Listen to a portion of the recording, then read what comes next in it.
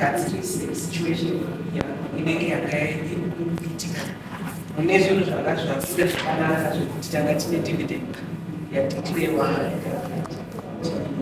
tikwanise kuita chipo cheZCDC yekuti community yedu idevelop in all areas sezvakangonyorwa trust sezvakanyorwa akadiscusswa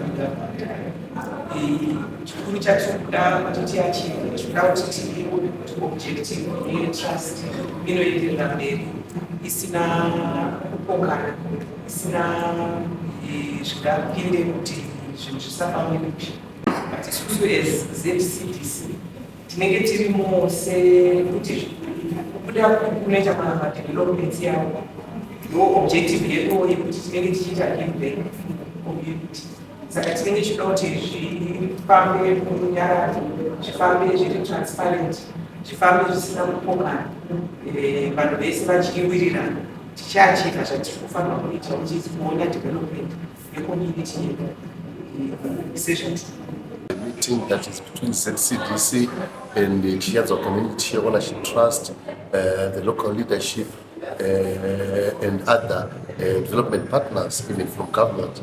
The main reason why we made this meeting was to synchronize our thinking and also get to understand how business is being transacted with the Chiadza Community Ownership Trust with the view of trying to strengthen how best we can be working together, particularly in terms of implementation of projects, so that at the end of the day, we need to see seamless coordination for the benefit of the community.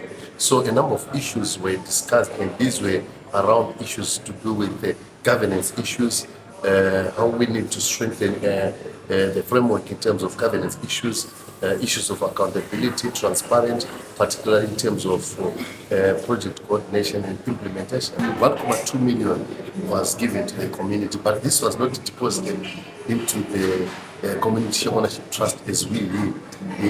But this is the total budget that has been approved. These projects, they will be implemented through ZCDC, but the projects are coming from the community. They've identified the community through community needs assessment, which was done in the communities. So now 1.2 million has been set aside for the implementation of this project, but for accountability purposes and for transparency, the projects will be implemented through ZCDC. You know, everyone is quite aware of what we need to be doing. We need to deliver community development. The modalities are quite clear. Everyone is quite keen to see development. If anything, we say there is appetite for development. Tanga tichidiscussa agenda ye-community development. As you know, for development ye-community, stakeholders akawanda, pane government, pane business represented by many companies, pane isusu the community. Saka for things to be consistent, on track, tinogara tichisangana. So such was today's meeting, and we discussed some issues zedu zvakanaka, and we are on one track. Pane pataka kunao, it has been mentioned, pane gaps zvataurwa zvakare, and way forward on how to fill in those gaps.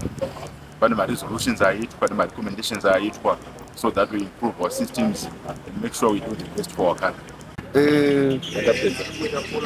Musangano wa nhasi wanga uri we-community yekwaMarangi, so kuti tanga tine ma-issues anga asi kufamba zvakanaka. Saka musangano wa nhasi wasunga kuti chese chinofanira kunge chichiitwa ngetrust chinofanira kunge chine board resolution.